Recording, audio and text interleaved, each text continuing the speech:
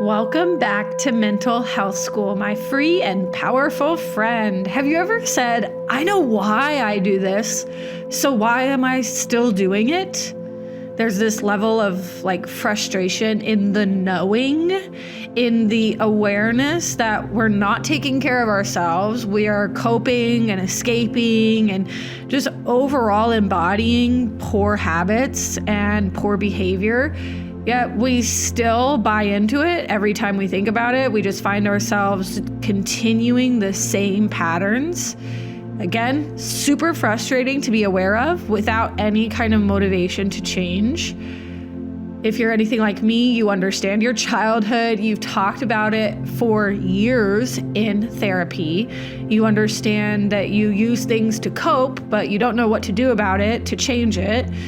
You've looked into attachment styles and you've labeled your own and you understand your childhood, yet you still attract the same relationships and you still sabotage progress and you still reach for that drink or that stress food or scrolling, tuning out, external validation, whatever your coping mechanism is, still largely at play. And you shrink when opportunity appears. When opportunity comes knocking, you think, not me, I could never, that would make life hard. Only other people get those kind of opportunities, even when they're literally staring you in the face. I want to be clear that if understanding were enough, you would already be different. That's because you don't live from what you know. You live from what you believe about yourself and about the world. You see, you have two different functions of the mind. Your conscious mind, the first function, can accept new ideas, and it can actually reject old ideas. The power is in only accepting new ideas and rejecting the ones that don't work. And the problem lies in accepting only the old ideas and rejecting new ideas. So you're going to have to learn to accept new ideas and be firm with your mind to reject the old stories, the old beliefs about yourself, and what you made your childhood, your trauma, and your experiences mean about you.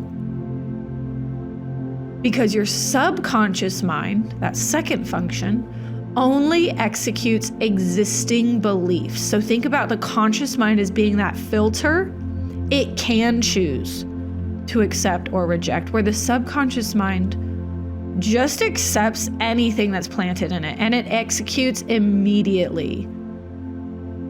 Your subconscious runs your behavior 95% of the time. This is why you can say you feel like doing something, but then in the moment when it actually arises, a lot of times you flake out or you don't follow through. You make a different decision once you're ready to cross that bridge. That's because the subconscious beliefs are running the show. You can consciously say, I deserve love. I'm going to be open to love. I'm going to look for love. But if your subconscious belief is, I'm the type of person that gets abandoned. I've always been abandoned. I've got abandonment issues. I've got rejection issues. Guess which one wins? Your patterns are belief outpictures. Meaning your life is the visible expression of your invisible beliefs. Think about that. We become what we think about all day long. Your life is the visible expression of your invisible beliefs. Patterns are not random, they are evidence. If you believe you're not disciplined, you act inconsistently because that fits your self-image. If all of a sudden you just were a disciplined person, that would completely confuse your subconscious mind. But that's exactly what is necessary. If you believe that you're never chosen, You pick, aka attract, unavailable partners. If you believe success leads to rejection or just a really difficult life, a lot of stress added to your plate because now you're so successful, that's extra work, then you're gonna stall your growth as soon as opportunity comes to your door. What I'm saying is that you don't repeat behavior because you're weak or damaged or broken or diseased. You repeat it because it is aligned with your subconscious identity. We change our lives in the subconscious. And insight lives in the conscious mind. That's why you've studied and done all the therapy, yet your life still remains the same. We've got to go deeper to the subconscious mind. Yes, therapy can strengthen awareness, but awareness alone does not reprogram the identity. In fact, it strengthens and cements the pained victimhood, trauma identity. You can analyze a belief forever, and you become more and more of that type of person that believes it. So instead of analyzing it, it's time to replace it. You are not repeating the pattern. The belief is repeating itself through you. So if behavior is the out picture, then let's go find the belief that's creating it. Let's get into our guided activity. This one is called Find the Root Belief. And I know this sounds a little cheesy, but we only get new fruit if we plant new roots. So first, we are going to choose the pattern that you're tired of. Just single one pattern out for right now. You can come back to this as you successfully rewire and replace this pattern and belief. But let's just stick with one for right now. Let's name it the shrinking pattern. The people-pleasing pattern, the drinking pattern, the relationship pattern, the procrastination pattern, whatever it looks like, name it. And then we're going to ask this question more than one time. What would I have to believe about myself for this behavior to make sense?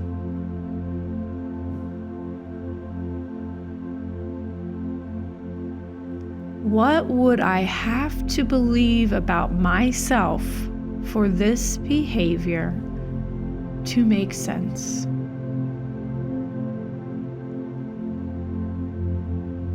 What would I have to believe about myself for this behavior to make sense?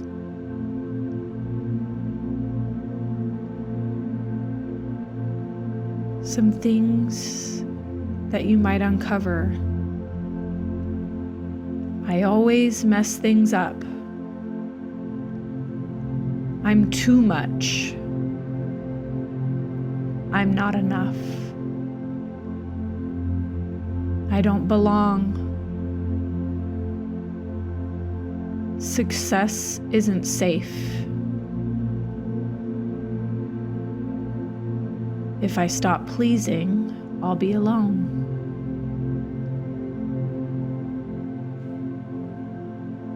Now we're going to go a little bit earlier. We're going to ask, when did I first decide this was true?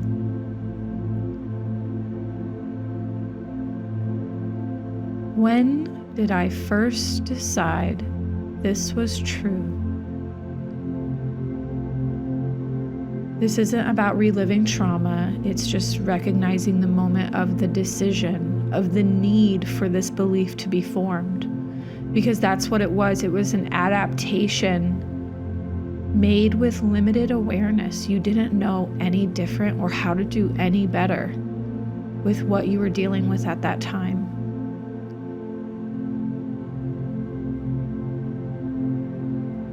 Now we're going to firmly challenge this belief.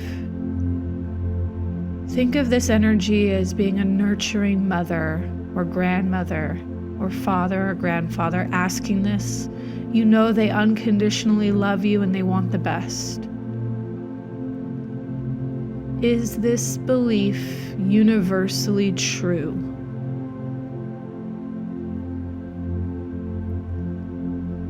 Who would I be without this belief?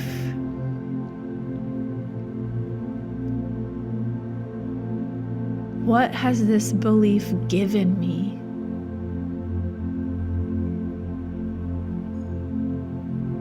This helps you make amends with the belief, because when you judge the belief, you immediately shut down any chance of rewiring it. It's going to actually sink its teeth into you further. So validating it, shedding some light on it, and then letting it go. We're going to replace that identity. So ask yourself, what new belief would make this pattern impossible? What new belief would make it impossible for me to believe what I believed before? Some examples would be things like, I'm safe being seen. I can survive disappointment. The world does not crumble around me. I am worthy of consistency, and I love myself more when I follow through. I am chosen. I finish what I start. I am the type of person that creates stability for myself. Say it internally. Whatever phrases come up, whatever new powerful beliefs that nullify the previous beliefs, feel them. Sit upright and anchor into it somatically.